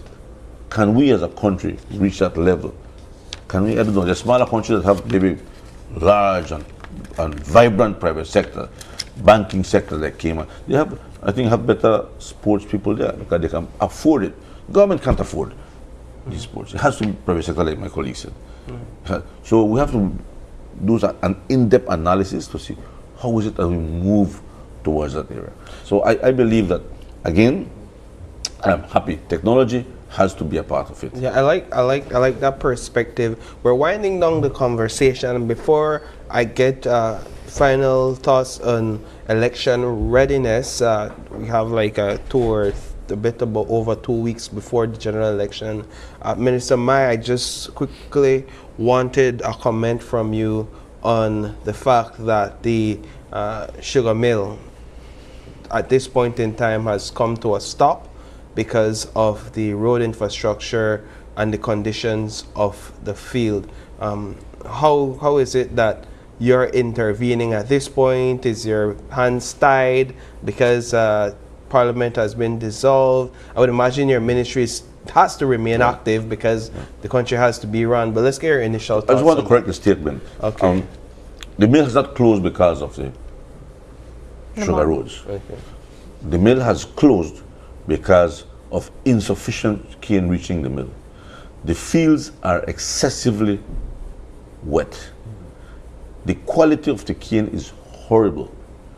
The mill will run out of excess bagasse, reserve bagasse. They burn bagasse to generate energy. Okay? There is a cold front coming in that will bring some rainfall. If the mill closes down because of just if sugarcane is not reaching the mill will be forced to close down, and because that they are using up all the reserve bagasse, they will be unable to restart the crop. Now that put at risk the entire sugar industry crop for the year 2025. So it's not sugar. I read that thing on Facebook. It is wrong. It is a political mischief. But I must say to you that we continue to fix sugar roads, and because of the weather pattern, the frequent rainfall pattern, it's destroyed. You fix it again, it's destroyed. It fixed. So the government is losing. The cane farmers, because of the quality, is losing. The TCTS, tons cans of sugar, tons sugar cane to ton sugar is at 16 tons. You are losing money. Mud is at 7.5%. The quality of bagasse that you can burn because it's of calorific value because of the mud is low, and therefore they are trucking in wood chippings to try to synergize and try to get. So it's a serious situation. Again, climate change is putting a serious beating on the industry, and it was in the best interest for everybody, the cane farmers, the sugar mill, the government, that we take a pause, wait until the weather passes, and restart fresh again. I think that is in everybody's, and I support the idea of closing on the mill. That's what Mexico does, you know. The only difference is that Mexico's mill can do 10,000 tons a day when you can only do 6,000 tons a day. So they can mill faster. To add to that, the quality of sugar cane is horrible because of the disease we're having in the industry. And so this year is going to be a very bad year for the cane farmers. A very bad year. But that is in a nutshell why the mill has closed down. All right, so just for the sake of time, we would have had follow-up questions on that topic. Rapid fire response to election readiness. March 12th is right around the corner. How prepared are you? How well oiled is your machinery? Yesterday we asked a politician about oiled machinery, and they asked, what do you mean by oil? Right? Like, we don't know what oil machinery means. Right? Baby oil or? This rapid fire responses, how prepared are you? We've been ready from the very get-go. As I said, once you have a team that is always on the go, your machinery is well oiled, and so we have our people on the ground. My campaigners are on the ground. I am doing my house-to-house visits, but this campaign started long before the Prime Minister even called the election. It started over a year ago, because we know we were going into 2025. You start your campaign, you start to visit your people, you work on ensuring that you're finalizing your projects, that you have made those commitments, and you keep engaged, and so this is what makes any politician successful at the end of the day. People say elections are won on election day. It's also the preparations you put in, the work you put in, that allows you as a politician to become successful at the end of the poll. You will see the results, and as you said, the people will grade us then. But our machinery in Orange East, we are ready. As I said, we have been working from day one to making sure that we can continue to deliver for the people of Orange East. All right. Mr. Cervantes? Yes, we are ready. We are ready. We are on the ground. I'm doing my house-to-house visits, and really, I have been active in my community since, you could say, since we won. You know, you never stop. I never stop campaigning. Always doing village events, big Mother's Day events, Christmas events, football tournaments, things that activities that bring the communities together. So I have always been within my community. Right now it's the final preparations, you know, target visits of people who really need to see me, getting the machinery well organized, and dotting all the I's and crossing the T's in the election, getting your people to man the different areas, because it's a big area, so we need a lot of scrutiny as polling agents. It's a big machinery, the street captains. So we are well oiled, and we are just looking forward to March the 12th, because as I said, I have been in the community many times, not as much as I would want, because of the ministry, the responsibilities of our ministry. But as much as has been possible, I have been there, engaged with the community, you know, doing projects. As a matter of fact, and I mentioned this, right now since we have some little dry, we have been fixing our streets, our village streets, and as many as we can. And unfortunately, next rain they come. Yeah. But you know, that's it. That's life. We have to continue moving forward. You know, as they say, under hell or high water. Right. We keep moving, and I think that is what the people are seeing, that we are moving forward. We are coming stronger. We always are on the road to progress and development. Excellent. Well, let me tell you, we began a house-to-house campaign in New Creek, completed that, and we're now in San Lazaro village. They're supposed to finish that today, and then we move to Trinidad village. I'm hoping that I can do everything. The last election I did everything in 35 days, house to house. I hope that I'll be able to cover everything. But as my colleagues have mentioned, we've never stopped.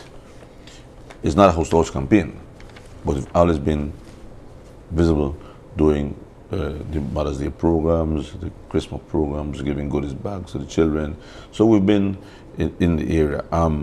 I am a firm believer of rural infrastructure. Somebody asked me a question today. He said, why is it that in Belize City you have a light at every lamp post, but in the villages you have a light every half mile? Why is it? And so the question is asked to me, why is it to have paved streets in the cities and towns and mud and water in the villages? So I feel strongly about fixing village streets before going to election. It is just the right thing to do. It is not, I'm not doing it because election is coming. I'm doing it because it's the right thing to do. The decent thing to do is to give the person the opportunity to live, to walk in a good street, right? And with the climate situation today, it is very difficult in a country like Belize, in a third world country, developing country, to have all year round roads. It's very difficult, right? We can't pave all our streets, but at least give a decent road that the children can walk to school without wetting their feet. And so I am very strong, I feel very strong about that. And we've done all the roadworks in York Creek, all the roadworks in San Lazaro, in Trinidad. Agas Parish is now going, San Felipe is ongoing, and Guinea Grass is going. I have San Carlos in the church. Fireborn is also done today. And so I am an advocate for that, and I'm sorry, I fight in cabinet for that, get my streets fixed, and then we campaign well. I don't feel well going to ask you for a vote if the kids are walking in running water to go to school. Exactly. I don't believe it is a good thing to do. All right, so we're out of time, gentlemen, but I mean, we've had an extensive conversation on set. I'm sure some of you had breakfast plans for like 7:30 and we kept you all, but we want to thank you so much for joining us this morning. It's very important for people to hear from you, to understand exactly what you truly represent. So thank you so much. Thank you for the opportunity. All right, so with that, we're going to take a break, and when we come back, it's all about healing Belize with Encounters Ministries, going from politics to the pastoral position. You don't want to miss that one. Detox from politics a little bit. We'll be right back.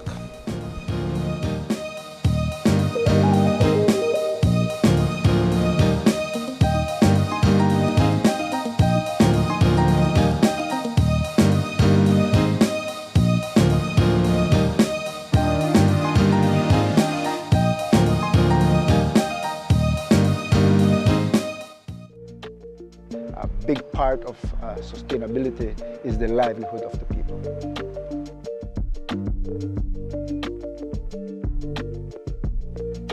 El agua es importante para nosotros, para la gente. Sin agua no es vida. Pero hoy que tenemos agua las 24 horas, somos felices. Con agua, todo es una vida. The three communities now have access to quality and quantity of water that they didn't have before. Having a rehabilitated system that, for example, can ensure that even while you have these disasters, flood events that will last from a week to two, that you still have a continuous supply of water, quality water. Health is one of the basic elements that we need. And these communities, again, because they're remote, they don't have access to 24-hour services. Having a polyclinic with 24-hour service addresses the issue of basic health services to the wide population of communities.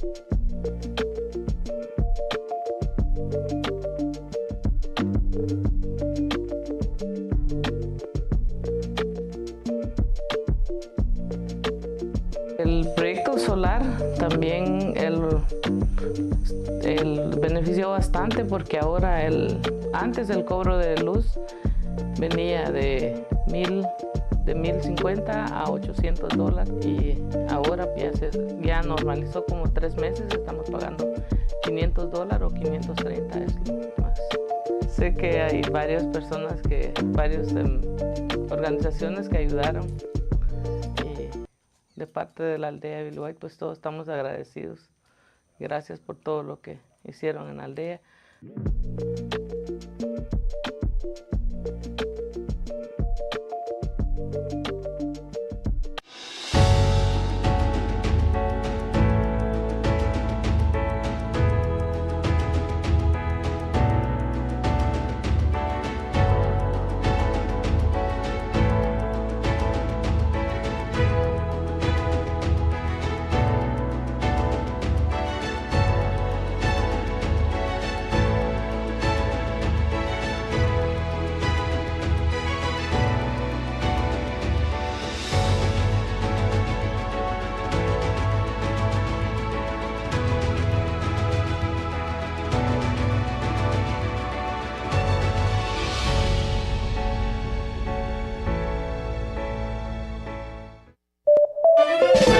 Coming up, a festival of long-distance running with some very familiar champs.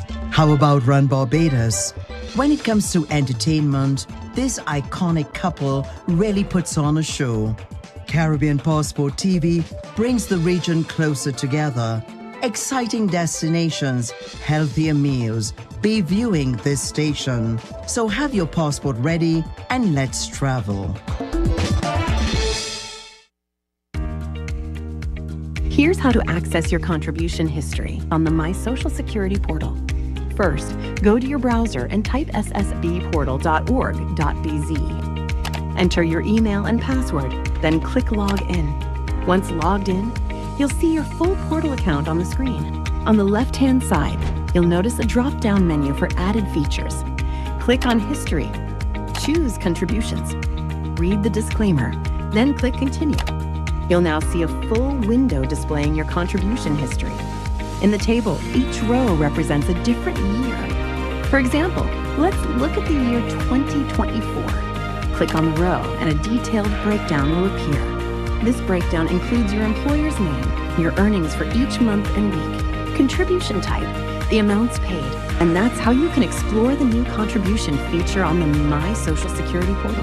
It's quick, easy, and keeps your Social Security information right at your fingertips. Create your account today. It's time to wake up, move, and feel amazing. Get your heart pumping and your energy flowing with Morning Boost. A fun and dynamic workout show to kickstart your day. Whether you're a beginner or a fitness pro, we've got the moves to keep you motivated. So grab your mat, set your alarm, and let's get moving. Morning Boost, weekdays at 6 a.m., only on Channel 5.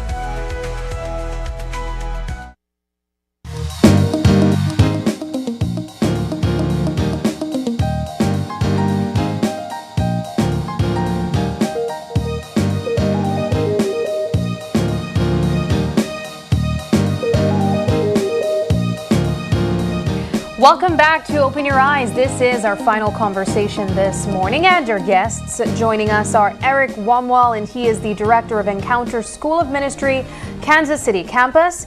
And joining him is Katrina Rebels, and she's a second-year student also representing Kansas City Campus. They're here to talk about healing Belize with Encounter Ministries. Guys, thank you so much for joining us, and welcome. Thank you for having us. We're excited to be here. I am excited to have you guys here. Yeah, we're excited to detox. Yes. Oh. Yes. Thank you so much. We needed it. And you know, it's interesting because I don't think that it's often that we have opportunities like this to dive deep into spiritual healing and whatever that could look like for individual persons. So let's talk a bit about Encounter Ministries and what you guys seek to achieve. Yeah. So Encounter Ministries, it's based in the United States, based in Michigan. It started in 2017 with the goal, the mission to teach, equip, and activate followers of Jesus to actually live out of their true identity of what it means to be a Christian. I think there are so many people who have been baptized as a Christian that just say, I'm white knuckling it, I'm checking the Sunday box, and just waiting to get to heaven kind of thing. And what Encounter seeks to do is to say, you've been, at your baptism, you were baptized into Christ, and you were filled with the power of the Holy Spirit, and that Jesus says there's life and life abundance for you here on this earth, and joy to its fullness. And that in that baptism, we have access to everything that Jesus had access to in his 3 years of earthly ministry. When he walked and had words from God for people, or when he stretched out his hand and healed people, that same power courses through us, that the Holy Spirit is what raised Jesus from the dead. And you have that in you. And what does that mean for my daily life then? Like, what's possible? So that's the goal of Encounters, to bring people into a deep realization of the power that's inside of them through the Holy Spirit, and what their identity is as having been baptized into Christ. How did you come to connect with Belize or know about Belize to be here? Yeah. There's a wonderful priest over in San Pedro, Father Eduardo. He's one of the SALT priests, and he had spent time up in Michigan Detroit, and was familiar with Encounter and reached out, I think this would have been late 2023, and invited Encounter to come down and do some healing services, do a healing mission. And so myself and one other guy came down last February. It's been a year ago, and we went to San Pedro, had a healing service, came over to Belmo Pond, had a healing service there, Benque Viejo had a healing service there, and then training and healing service here in Belize City. And one of the things that we did while we were here is we had a healing service at the high school in Benque Viejo, Our Lady of Mount Carmel. And there was a teacher there. She was deaf in her right ear. She had meningitis as a child, as a baby, a brain infection, and lost all hearing in her right ear. And we're doing a healing service, and high schoolers are gathered around her. They're laying hands on her, praying for her healing, and just screaming erupts out of this group of students. Her hearing was fully restored. Wow. She could hear out of her right ear. And so a number of principals from high schools came to our training, and they were jacked about what they saw and what they heard. And so they wanted us to come back and do more healing services at high schools. And so that's one of the core initiators for us being back here again this year. Katrina, let's talk a bit about your involvement with Encounter Ministries and what it has meant for you to be a part of this movement. Yeah, well, I found out about Encounter while I was serving as a missionary in Dallas, and heard about them instructing people in this life in the Spirit. What does it mean to move in power in the Spirit and to actually bring the gospel to life? Like, Jesus is still working miracles. So I ended up at the Kansas City Encounter School by the grace of God, and it's been amazing. I'm a second-year student now, but yeah, the miracles that are happening and how you can hear the voice of the Lord for yourself. I mean, it's real. You can hear Him. The Lord says that my sheep can hear my voice, and I know them, and they follow me, and it's really true. And what does that look like in real life? I mean, it looks like healing's happening all the time, and hearing the word of the Lord for people and encouraging them and telling them that Jesus loves them because it's true. And yeah, it's been amazing. You know, I'm here thinking of the opportunity to interact with persons who would like physical healing, spiritual healing, whatever that may be, and wondering, how does it work? Do you go and do you kind of treat it like a vending machine? Like, okay, I need to get, my knee's aching me this morning. Yeah, what's the stipulation for the person that's doing the healing? Should I take a bath for 5 minutes with this temperature of water before I touch my hands and somebody? I don't know. Those are good questions. What are the stipulations and how does it work, Sabrina? Yeah, it's great. The best answer is we don't know completely how it works, but Jesus gives us examples of how to go about praying for people in the Gospels. He's the good rabbi, he's the teacher, so we kind of see what he does and try and mimic what he does. And two things are really important for healing in the Gospels when we look. One, oftentimes when Jesus heals somebody, he touches them. He lays a hand on them, he touches their eyes, he touches their ears. So touch appears to be important. Most of the time after he gets done, he says, your faith has healed you. Mm-hmm. So we know faith is important. And then Jesus is usually there. So Jesus appears to be an important part of the equation. And if Jesus is living inside of me, he's present. But we also try to create an atmosphere, particularly in our healing services, where people become really aware of Jesus' presence. So we worship, we go through Gospels, we talk about who Jesus is, his desire to heal, and build up faith in that way, expectant faith. And then from there, Jesus' name is above every other name. There's nothing more powerful than Jesus in this world or beyond. He is above everything. He is above the name of cancer. He's above the name of COPD. He's above the name of pain. And so what we do is we pray in the name and authority of Jesus. So, for instance, I'm a pharmacist. So I'm not like a pastor or a preacher. Okay. I'm a pharmacist. Interesting, because you would teach. Yeah. I'm a scientist. Scientific healing. I'm a scientist. And I had students at my hospital, pharmacy students at my hospital. We were doing a month-long rotation. And one of them is allergic to cats. And she has a cat. She has a cat. Wow. And some dander got in her eye, and her eye was red and painful. We're talking about patients. I say, your eye looks so painful. Can I pray for it to be healed? And she looked at me with the craziest look, like anybody would, like, yeah, sure. So I say, Jesus said, lay hands on the sick and they will recover. Is it okay if I place a hand on you? And I do in the name of Jesus, I be healed. And her eye opens up. She's like, the pain's gone. The pain's gone. And the girl sitting next to her starts going, what? What? What? And the redness within an hour was totally gone out of her eye. So what medication did she take? That's right. No, Jesus. And it's his relationship with them that's really what ends up being the most important part and what is the reason for the miracles. So just seeing them experience this eternal love that maybe they've never experienced or maybe they know about in their head but have never felt in their heart. The awe sometimes that, whoa, my leg was just healed or whatever. That too, of course, and lots of joy, running around. Yeah. I mean, as overwhelming an experience as you would expect. Battling something for some people for a very long time, and then just in a matter of an encounter, that being taken away is probably a powerful moment. I want to talk really quickly about the opportunity that people will have to interact with Encounter Ministries for however long you guys will be in Belize. When and where can we meet you guys? Yeah, thanks, Sabrina. Great question. So we're going to have healing services tonight in 3 locations. One location is in Coruscant at St. Francis Xavier.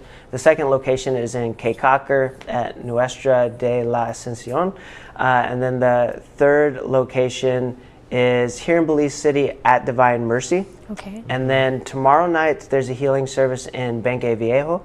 And then we're going to have ministry training here in Belize City, in Orange Walk, in San Pedro, and in San Ignacio starting Friday night, going throughout the day on Saturday, and then final healing services on Saturday night at San Pedro, Orange Walk, Holy Redeemer here in Belize City, and Sacred Heart in San Ignacio. So 8 healing services open to the public at churches tonight and essentially Saturday night. And then we're going to be at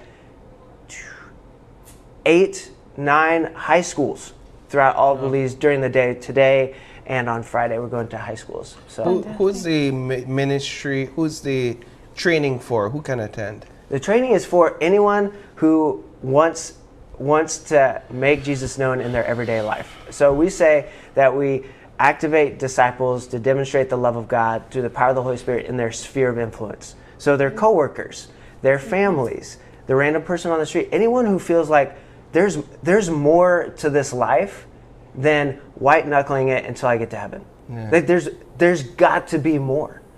There's got to be more, and the more is like Jesus working through you, partnering with you to make other people feel known and loved and seen by a Father whose love is endless. And so anybody. Here's a question, and in the media we usually, and I'll ask the question, but in the media we usually have this term, let me be the devil's advocate. Okay. I don't feel comfortable using that term with you, right? So it's all right, Paul. Let me be a critic's advocate. Good. What happens when you're not healed? Yeah. People will probably ask you that question. What happens if you go through this and you're not healed? Something wrong with me? Am I not connected enough? Something wrong with you? Yeah. And you just couldn't get it right. How do you respond to people in that? Paul, this is one of the critical things about healing ministry. It's why a lot of people are afraid of healing ministry. Church authorities, people that have a flock to care for, because they know that can be a point of discouragement. Yeah. And so one of the main things that we say is we can't explain why some people are healed and some people aren't. We're not going to create theology around that because we don't know. But one of the wildest things, Paul, is when we were here last February, when we prayed, I would say it was close to 90% of people that we prayed with. I know, isn't that wild? Yeah, that's wild.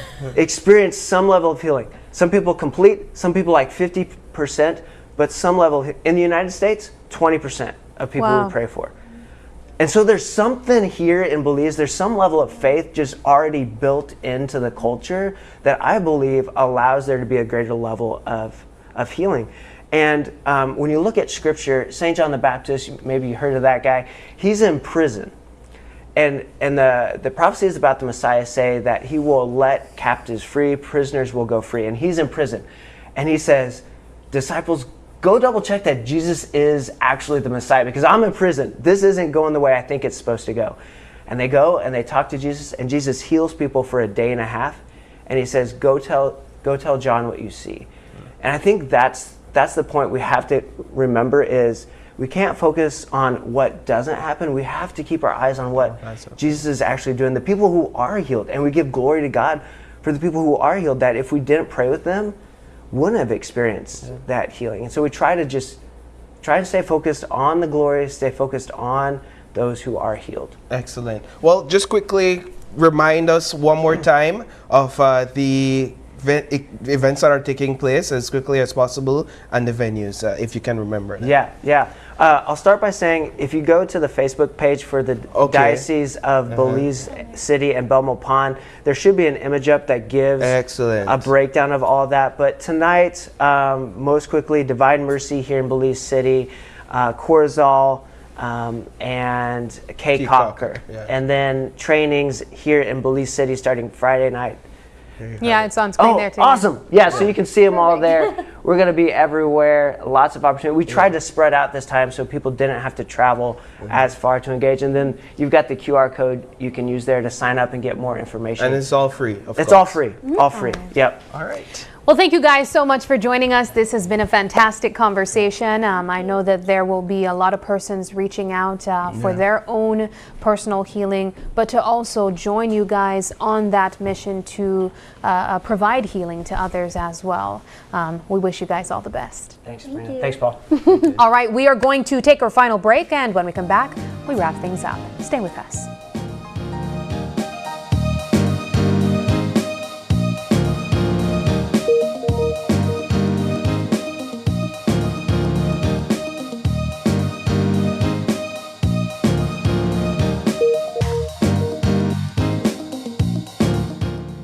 Christian Palma. I'm the owner of CRK Services, and I've been operating this business for 7 years in Big Falls, Toledo District. I use the Belize Bank online services because it's quite fast, reliable, and easy. Before I started to use the Belize Bank online services, I had to make a lot of trips into town, which cost me a lot, especially fuel. So the fact that I have to use my credit card every day, I can do an online instant payment and make my life easy. My customers can do payments towards me and it reaches in instant. It's fast, it's convenient for my business. I don't have to be up and down. I can do it anywhere I want. I would recommend you using the Belize Bank online services because for you, it will save you a lot of time.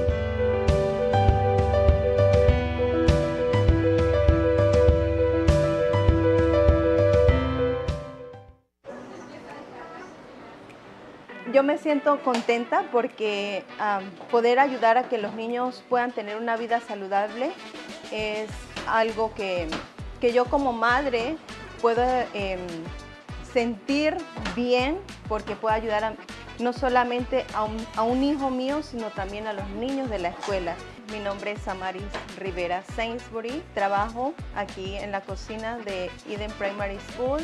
Cada niño que está aquí en esta escuela es como si fuera un hijo nuestro. Cada preparación va hecha con esmero, con amor, con dedicación, poniéndole todos los ingredientes necesarios, los nutrientes que ellos necesitan para que pues tengan una vida saludable. To me, it's not just a program, it's not just an initiative. It's something that will help them to develop a better lifestyle. As citizens, we want to be healthier. And as the national plan says for health, by 2030, if I'm not mistaken, we are supposed to have a healthy nation. And so this initiative has helped us, in a sense, to build better citizens and citizens who won't get sick that often.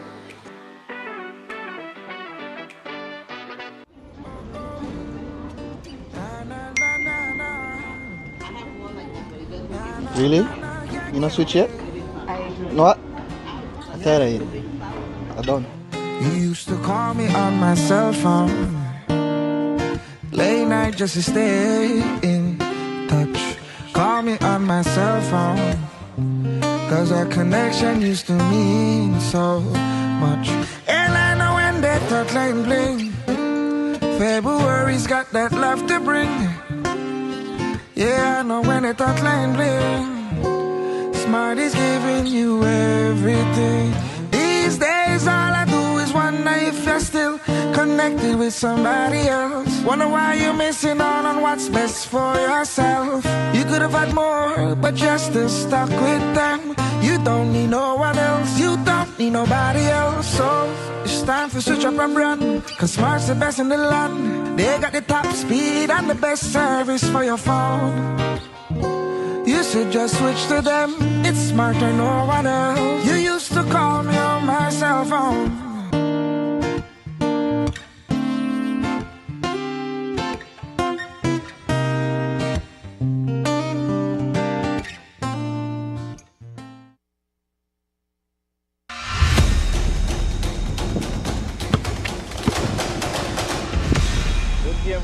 Come back tomorrow, make us school up again. See that 3 point that way at the calf, right?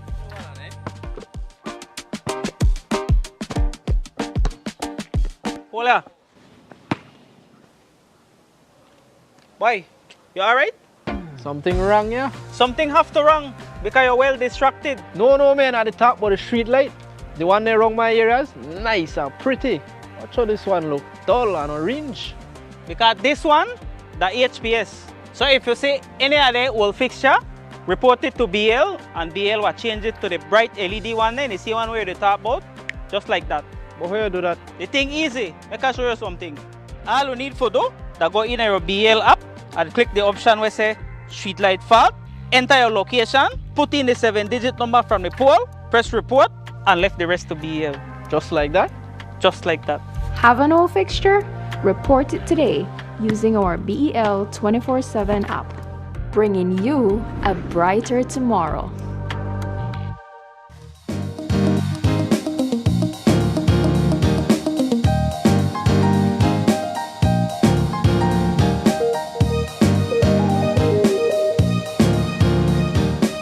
Welcome back, and thank you for sticking with us. We want to say a huge thank you to all of our guests who joined us. We also want to remind you that our coverage continues with meeting the candidates. Tomorrow we sit down with representatives of the Alliance for Democracy. And for those asking where was PM Burseno, because of course he is representing the Orange Walk District constituency, he'll be with us at the closing of the Meet the Candidates coverage. Again, we also want to remind you guys that Power and the People Night 2 airs tonight at 7:30, so stay tuned to that as well. It is February 20th, and if you're celebrating a birthday today, happy birthday to ya. And if you'd like to give a birthday shout out, or if you have any questions, comments, or concerns, you can send us an email at oye@channel5belize.com. You could also catch us on Facebook every single weekday morning live at Open Your Eyes BZ. As well as Instagram at OYE Belize. Please also send us a text message or call us using our OYE phone number. That's 675-2555. Thank you so much for joining us, and please do us a favor and join us again tomorrow when you open your eyes and start your morning right. Until then, keep your eyes, your mind, and your hearts open. Have a wonderful Thursday. Bye.